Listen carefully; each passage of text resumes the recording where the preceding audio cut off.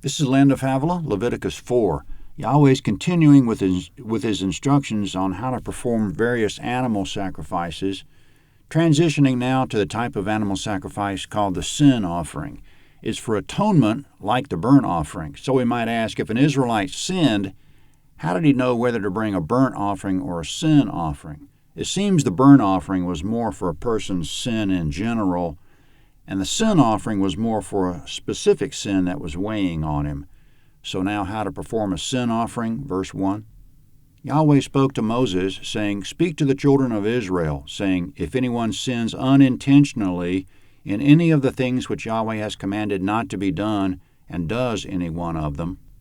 Comment in verse 2 and in some of the other verses coming up, the sin offering was for unintentional, unwitting, hidden sins that didn't come to a person's attention until after he had already committed them, after the fact. So what about intentional sin? As we keep reading the law, it disturbs us that there is no sacrifice for intentional sin. But this might be a translation issue. For example, verse 2 we just read can also be translated if a person sins in straying or if a person sins in error. When read this way, it might imply that the sin offering does cover at least some intentional sin. For example, in 2 Chronicles 29, King Hezekiah inherited a kingdom that was deeply involved in idolatry. We would think gross idolatry would be intentional, but Hezekiah applied the sin offering to it and Yahweh accepted it. God forgave David for his murder and adultery, and so forth throughout the Old Testament. We would think David's murder and adultery were intentional, but God forgave them, so he might forgive more than we would think just from reading the law. In Numbers chapter 15, Yahweh repeats himself that if a person sins unintentionally, he can bring a sin offering and be forgiven. But he adds, if a person sins high-handedly, literally if he hurls his hand at Yahweh, it's blasphemy, and the sin offering won't help.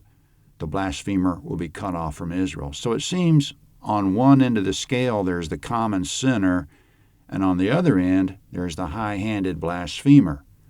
Only Yahweh will be the judge of whether a person's crossed that line. So when we read that the sin offering is for unintentional, unknowing, and unwitting sin, this English wording probably underestimates Yahweh's willingness to forgive. In general, the Old and New Testaments agree that God's marvelously forgiving, but we must remember he has his limits.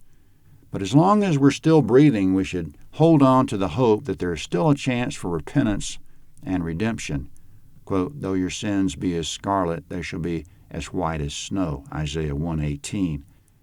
Coming up, the procedure for a sin offering varies a little bit depending on whether the sinner was a priest, a ruler, a common person, or the whole congregation. First up, the sin offering for a priest, verse 3.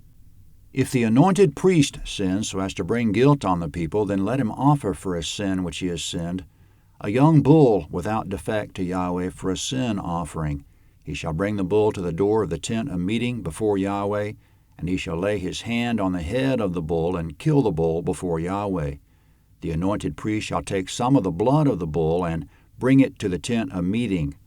The priest shall dip his finger in the blood and sprinkle some of the blood 7 times before Yahweh, before the veil of the sanctuary.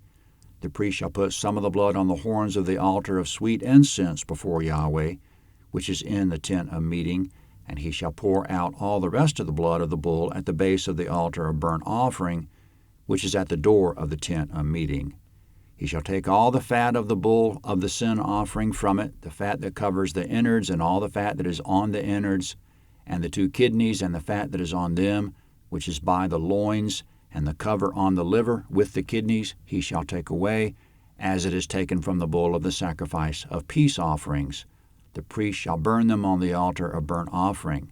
The bull's skin, all its meat, with its head and with its legs, its innards and its dung, he shall carry the whole bull outside of the camp to a clean place where the ashes are poured out, and burn it on wood with fire.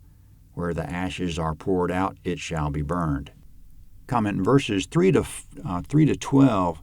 "For a priest who sins, he shall lay his hand on a young bull's head, kill the bull, drain the blood, take some of the blood into the holy place, sprinkle it before the veil 7 times, and while he's in there, apply it to the horns of the golden altar of incense.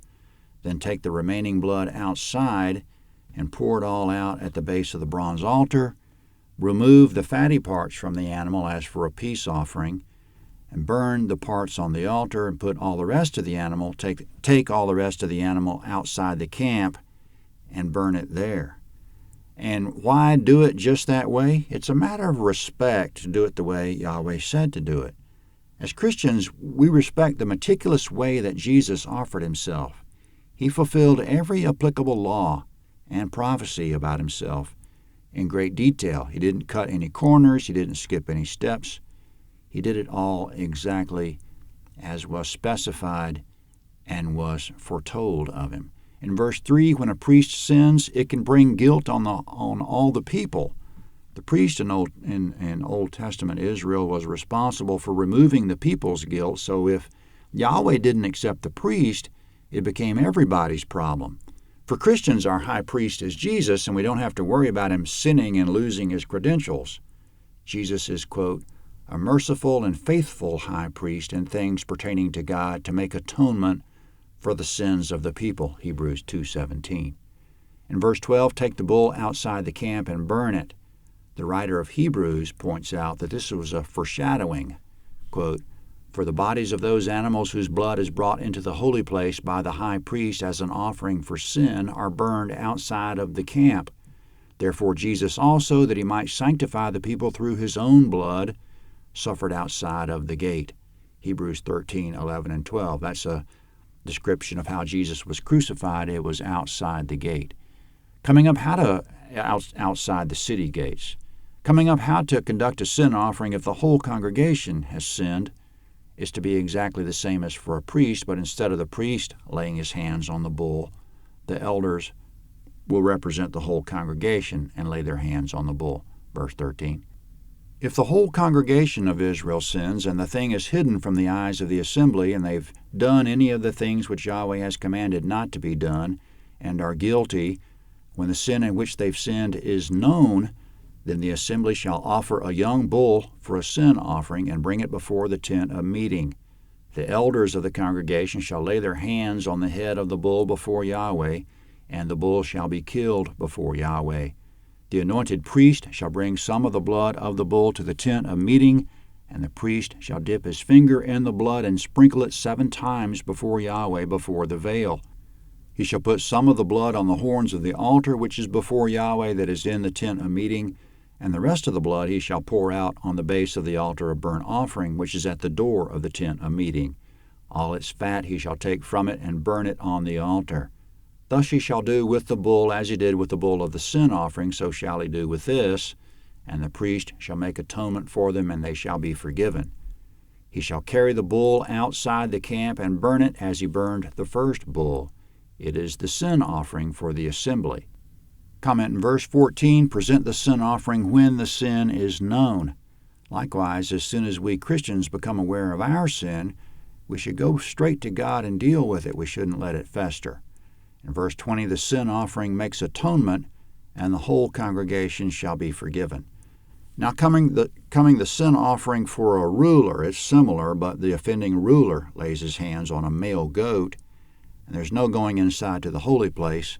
Instead, the priest will apply some of the blood to the horns of the bronze altar, and there's no burning of the animal outside the camp. Verse 22.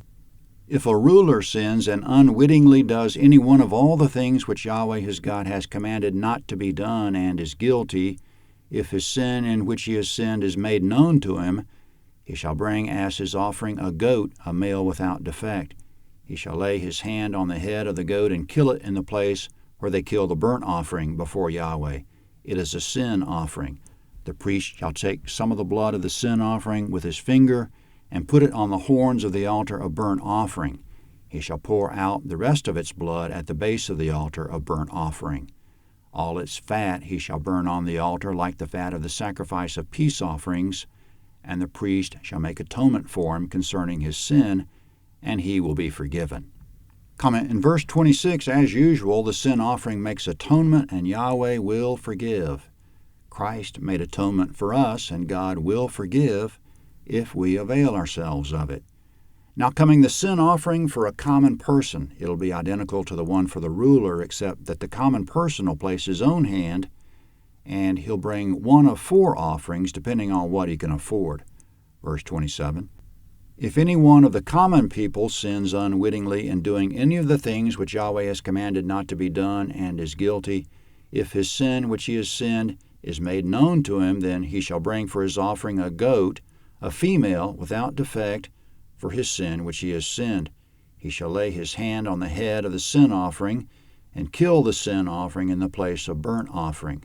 The priest shall take some of its blood with his finger, and put it on the horns of the altar of burnt offering, and the rest of the blood he shall pour out at the base of the altar. All its fat he shall take away, like the fat is taken away from the sacrifice of peace offerings, and the priest shall burn it on the altar for a pleasant aroma to Yahweh, and the priest shall make atonement for him, and he will be forgiven. If he brings a lamb as his offering for a sin offering, he shall bring a female without defect. He shall lay his hand on the head of the sin offering and kill it for a sin offering, in the place where they killed the burnt offering. The priest shall take some of the blood of the sin offering with his finger, and put it on the horns of the altar of burnt offering, and all the rest of its blood he shall pour out at the base of the altar. All its fat he shall take away, like the fat of the lamb is taken away from the sacrifice of peace offerings, and the priest shall burn them on the altar, on the offerings of Yahweh made by fire, and the priest shall make atonement for him concerning his sin that he has sinned, and he will be forgiven. Comment. Instructions for the sin offering for the common man continue in Leviticus 5, which is next at landofhavilah.net.